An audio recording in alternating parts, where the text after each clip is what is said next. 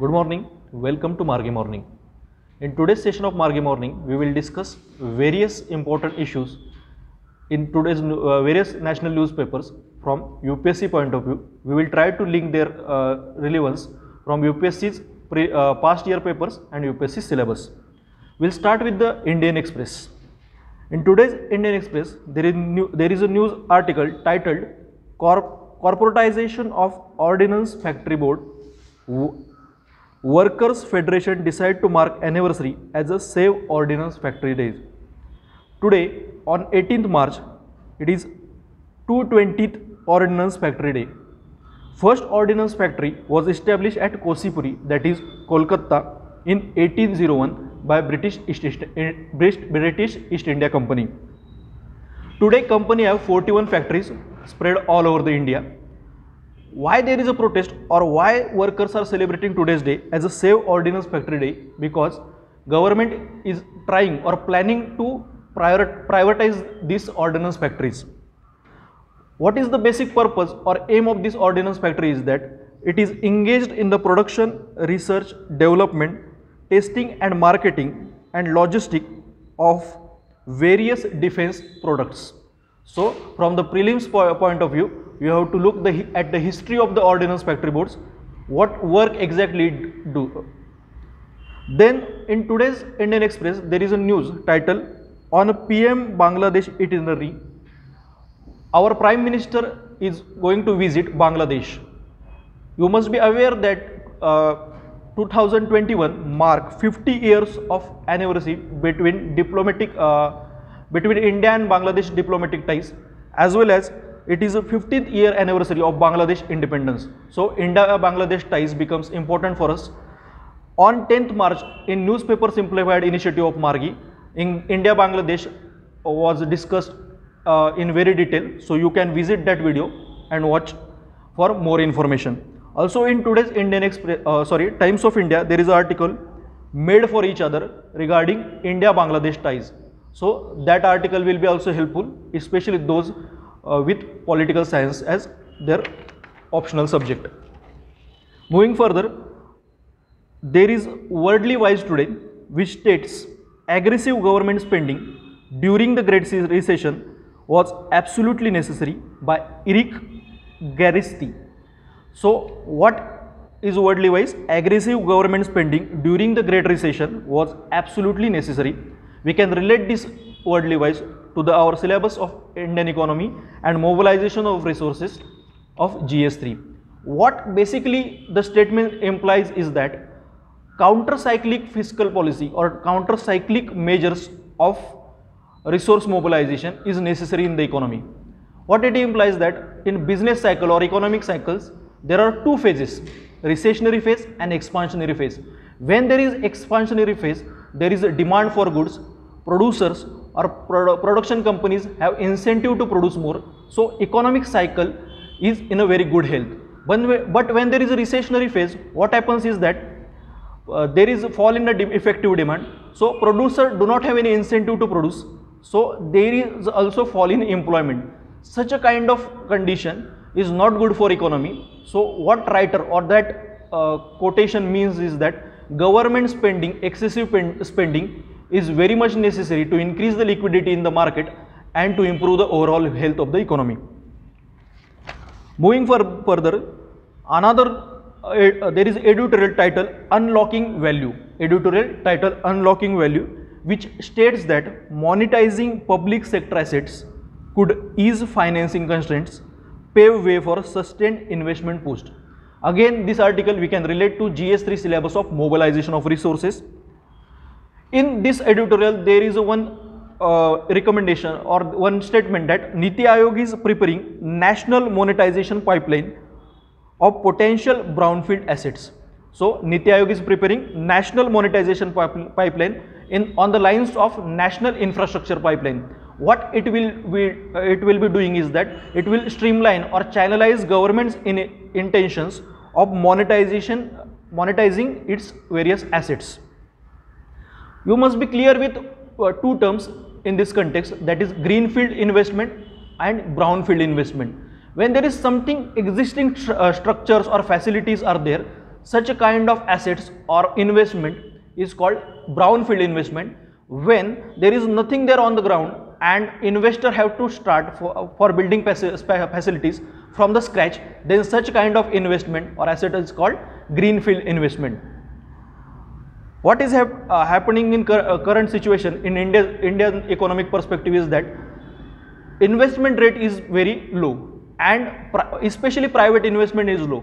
In this context, government initiative or public sector investment is very much crucial.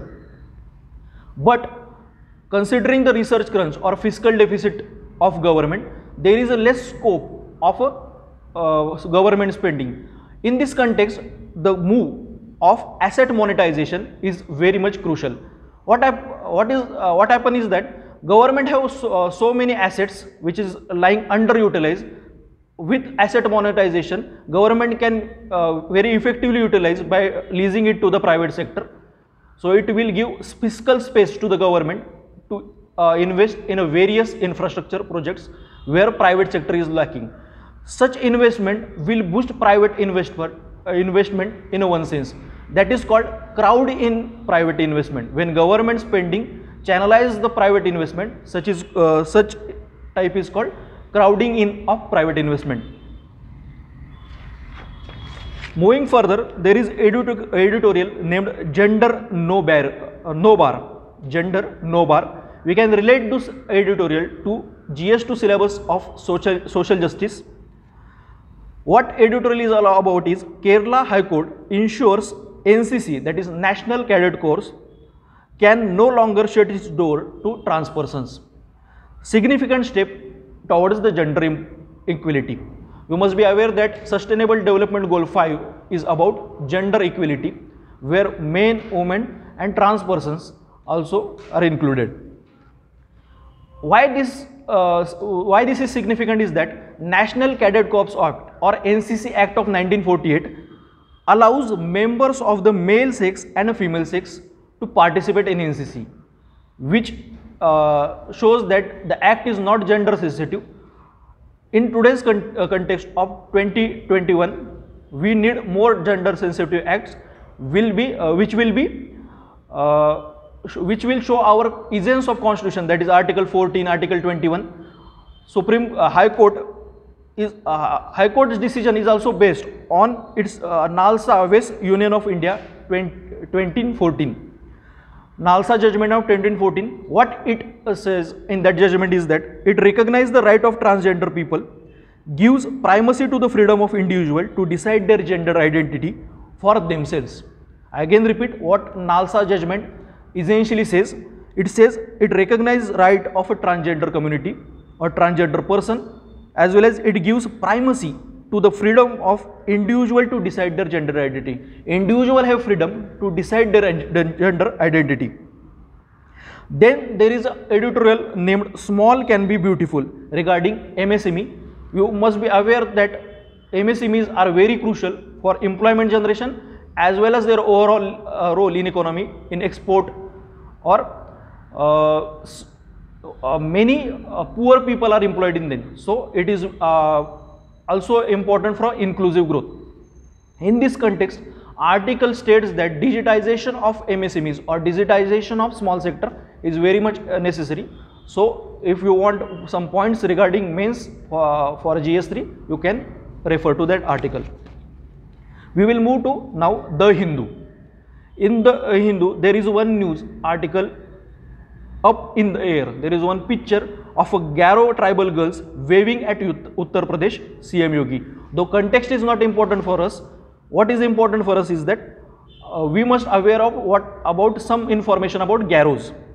The Garos are basically indigenous Tibeto-Burman ethnic group from the Indian subcontinent. They are found in Assam, Meghalaya, Tripura and Nagaland. Assam, Meghalaya, Tripura and Nagaland.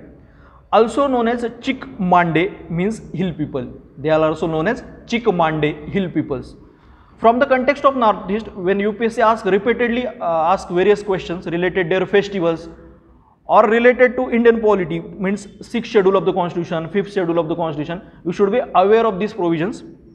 Article 244.2 and Article 271 talks about 6th schedule. So you should visit this article, Article 244.2 and Article 275.1 regarding the 6th schedule. UPSC has asked question related what are the protections afforded to STs in the 5th schedule of the Indian Constitution. On the same line, the question can be asked on the 6th schedule. So you must be clear from the prelim as well as mains perspective what are the provisions related to 5th and 6th schedule are there. Also, provisions of PESA Act 1996 can be seen. In Hindu, there is a news titled "Serious Matter if 3 crore ration cards were cancelled by center," says Supreme Court. The news item is related to syllabus point GS2, poverty and hunger. Also, we can relate it to e-governance. We will see how. What matter is basically, it is a petition filed by Koli Devi, whose 11-year daughter Santoshi Kumari was a victim of hunger death in Jharkhand 2017. As her parents' Aadhaar card was not linked to the ration cards, the family was denied ration, and the Santoshi Kumari, the 11-year-old daughter of Koli Devi, was dead due to starvation. What we have to further see from this news is that one nation, one ration card scheme of a government of India. Then also the important provision of National Food Security Act 2013 should be seen. What are the provisions in it? That it covers 75% of the rural population, it covers 50% of the urban population, means effective coverage is 67% of the overall Indian population. Also, various important provisions of it are very important because UPSC has asked 2 or 3 times in a prelim question related to National Food Security Act. What this context shows is that while government is pushing for e-governance, while government is pushing for digital initiatives, we must be aware of the ground realities and have some empathetic bureaucracy which will look at such matters. With objectivity, we need empathy also. In 2013, UPSC asked question, Food Security Bill is expected to eliminate hunger and malnutrition in India, critically discussed various apprehensions in its effective implementation along with the concerns it generated in WTO. So, it has asked what are the various challenges in effective implementation. One of the challenges is that such a digital challenges. Moving further, there is news titled Boris Johnson hails Modi's leadership, climate change on agenda of talks. What is the context of news? This, while addressing the virtual international conference on a disaster resilient infrastructure, Boris Johnson appreciated efforts of our Prime Minister Modi. We can relate this news to GS3, disaster management, also pre-related current affairs.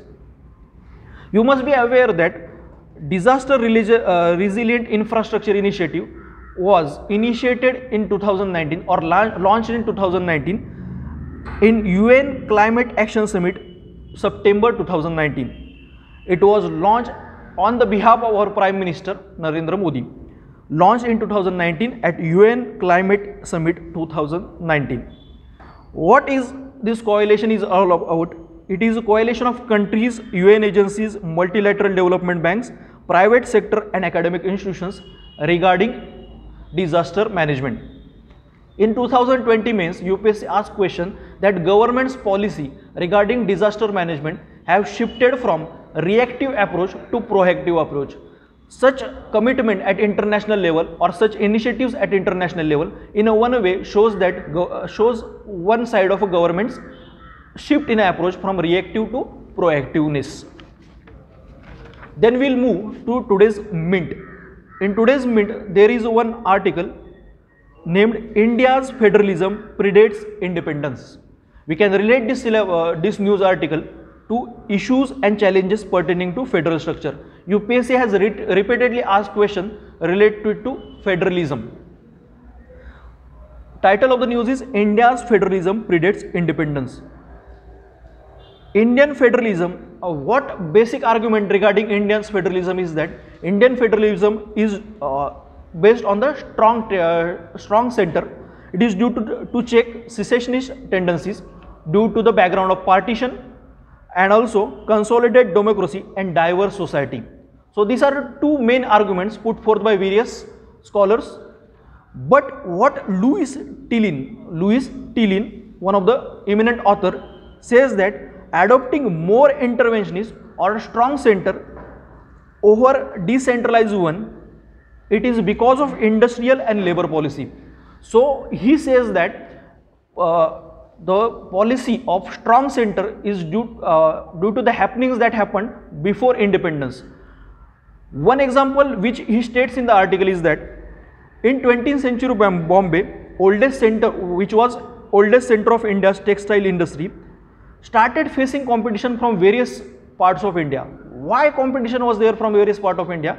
Because there was not effective labor laws in other parts, but in Bombay there were various laws which were regulating labors. As this was this distinguishing features was there in labor laws, what industry demanded is that national level policy. So such a kind of industry-led demand was that to create a strong center.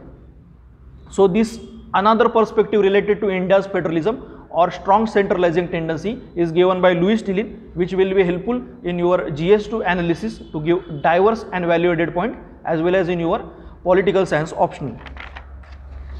Moving further, there is news in today's Mint. India's new DFI has a few conditions in a favor but challenges too. You must be aware that government or recently cabinet has given approval relating development financial institution. Various newspapers of today have covered this news.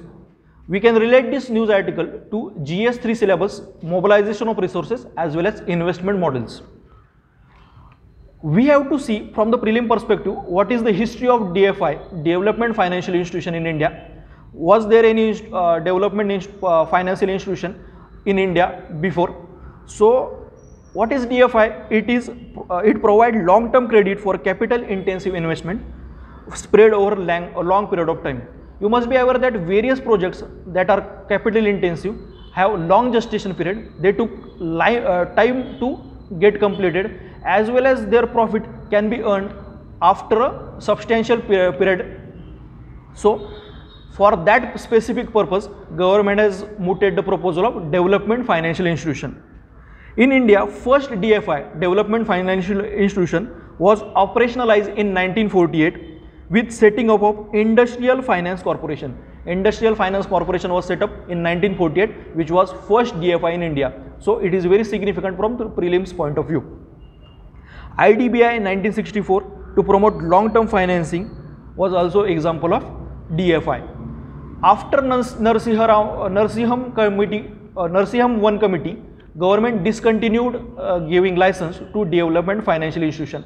While analyzing the government moves, its significance, we have to see what exactly were the reasons for the failure of earlier initiative of development financial institution. Why in current context there is a need of development financial institution? You must be aware that banks are overburdened with non-performing assets. So COVID-19 crisis background is also there, and to achieve $5 trillion economy, we need to heavily invest in infrastructure, which will not be possible without dedicated development financial institution. Though these are some arguments. You have to analyze more this news from the mains point of view. Moving further, there is one article in today's Mint. Bureaucratic reforms are difficult but not impossible. A writer is Diva Jain. We can relate this to syllabus point of GS2, role of civil services in democracy. What article states is that it gives one study by Peter Evans and James Roach, James Roach, that the study states that bureaucracy and growth, a cross-national analysis of effective Weberian state structure on economic growth. Again repeat the title of the study, Bureaucracy and Growth, a cross-national analysis of effective Weberian state structure or economic growth. The study came to the conclusion that among 35 developing countries, those with more competent bureaucracies, enjoy higher level of economic growth and prosperity. Means when there is a competent bureaucracy, economic prosperity and economic growth are more substantial in those developing countries. UPSC has asked a question in this regard in 2020 mains. What is that question? Is that institutional quality is a crucial driver of economic performance. Institutional quality is a crucial driver of economic performance.